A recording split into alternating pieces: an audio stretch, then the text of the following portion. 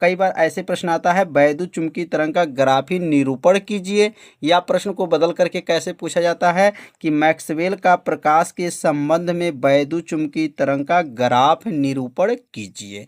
तो मैक्सवेल ने क्या क्या बात बताए थे, अब एक एक नियम को इनके बारे में समझेंगे। तो यहाँ पर ध्यान से देखेंगे क्या लिखा गया है।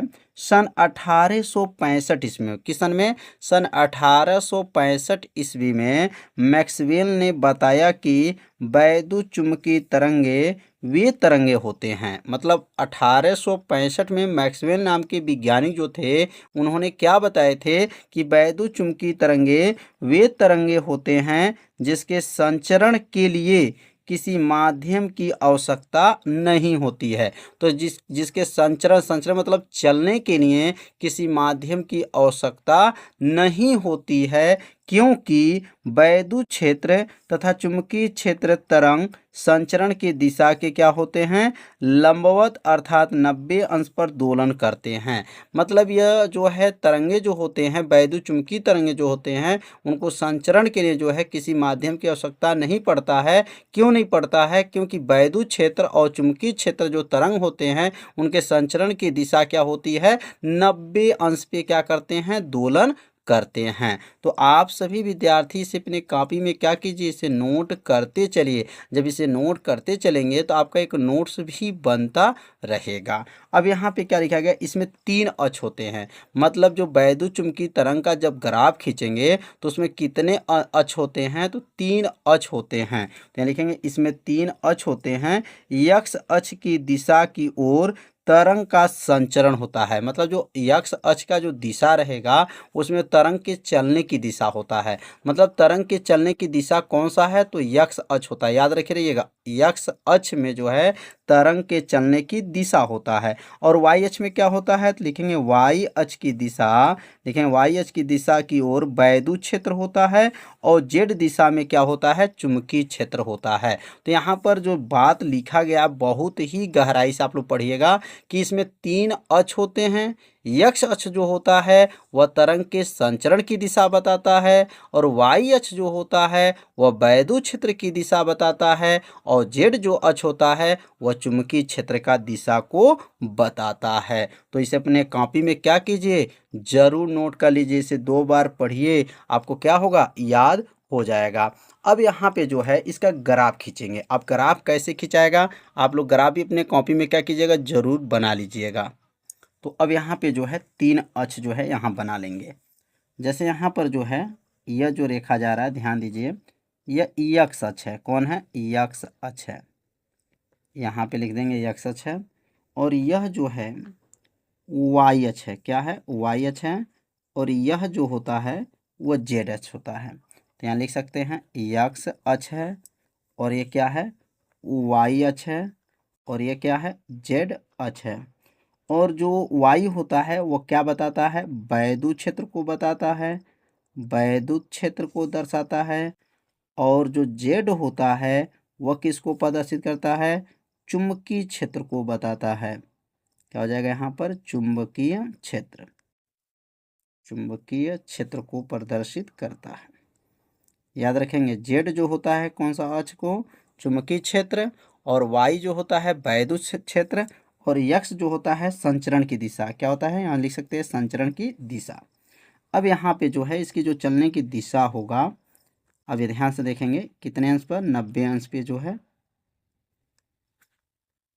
बनाया जाएगा।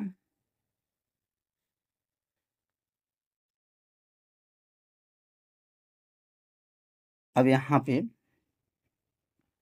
देखिए, यहाँ से लेकर के जो हम लोग बनाएंगे 90 अंश पे, बहुत आसान है, बस थोड़ा सा आपको ध्यान देना है। आप लोग को क्या होगा, समझ में आ जाएगा। ये देखिए 90 अंश पर है, और यहाँ पे जो है नीचे देखेंगे 90 अंश पे है।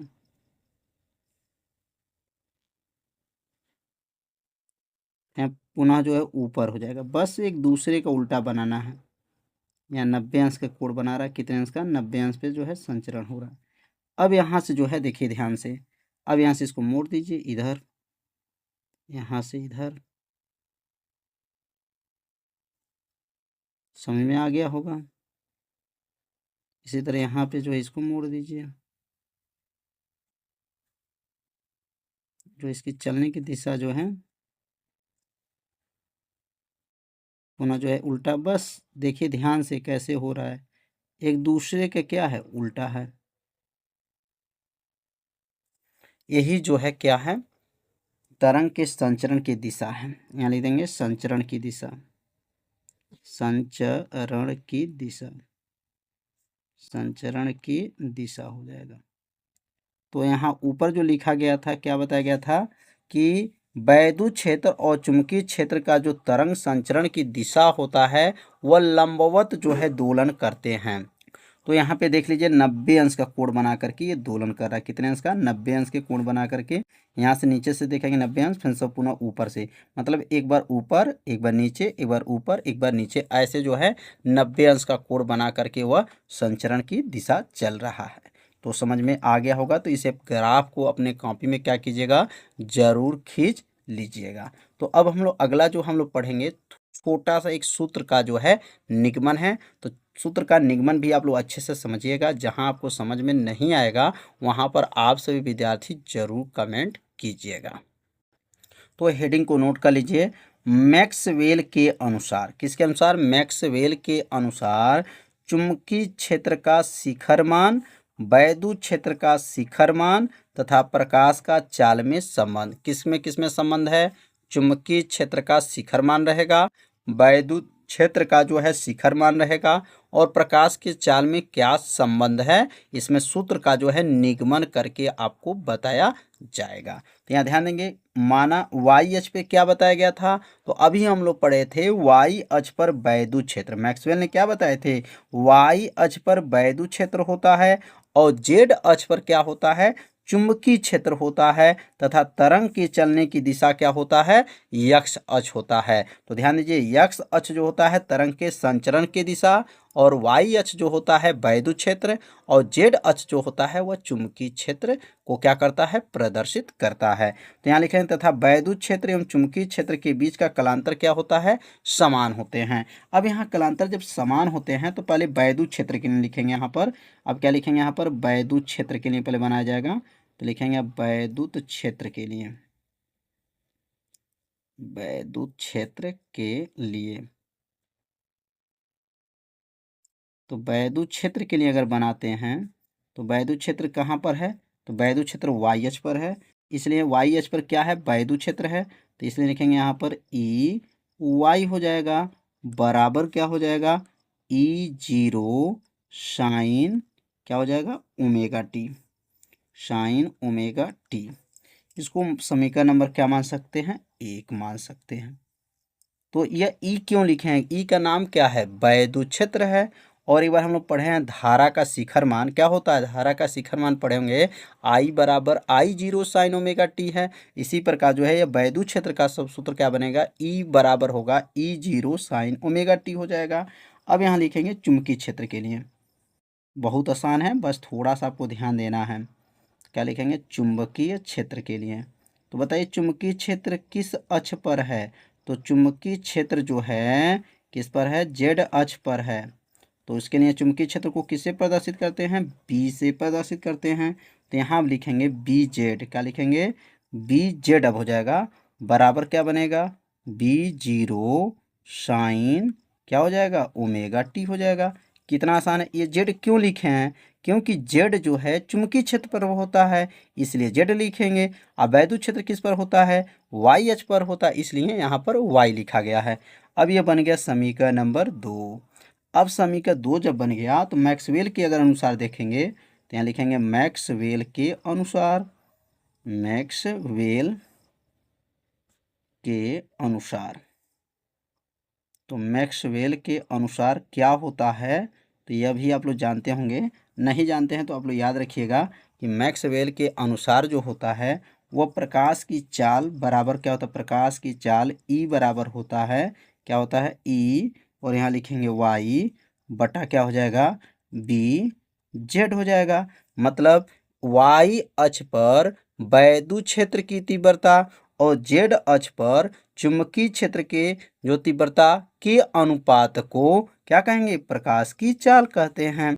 अब यहाँ पर समीकरण 1 और समीकरण 2 का मान को क्या करेंगे, रख लेंगे। तो यहाँ लिखना चाहे तो लिख दीजिएगा।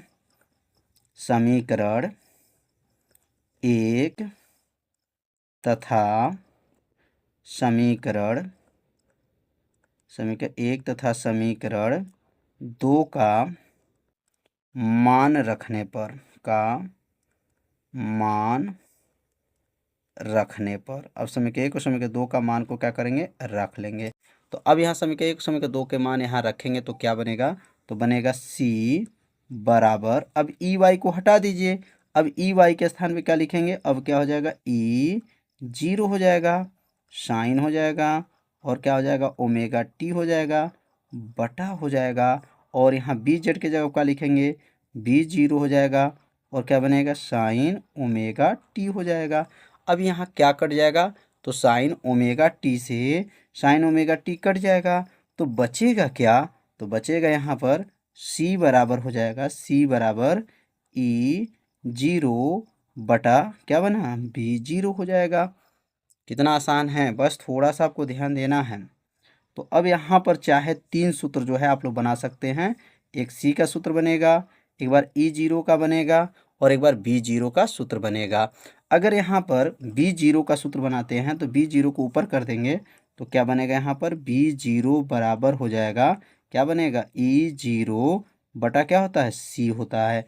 इसी सूत्र पे जो है हर साल के परीक्षा में जो है प्रश्न आते हैं न्यूमेरिकल का। अभी 2020 के पेपर में भी आया है, 2019 के भी परीक्षा में जो है इसी सूत्र पे जो है न्यूमेरिकल पूछा जाता है। तो इसलिए इस चैप्टर में सबसे जो है आईएमपी सूत्र यही है, मतलब वैद्युत चुम्बकीय तरंग में सबसे आईएमपी सूत्र क्या है, बी जीरो बराबर ई जीरो बटा क्या होता है, सी होता है, क्योंकि इसी सूत्र से है न्यूमेरिकल जो है हमेशा पूछा जाता है। अगर इसमें गुणा कर दें, बी जीरो का गुणा सी में कर दें तो ई जीरो का सूत्र क्या बन जाएगा, तो यहाँ बनेगा ई जीरो बराबर हो जाएगा, क्या बनेगा यहाँ पर, बी जीरो गुणे सी हो जाएगा।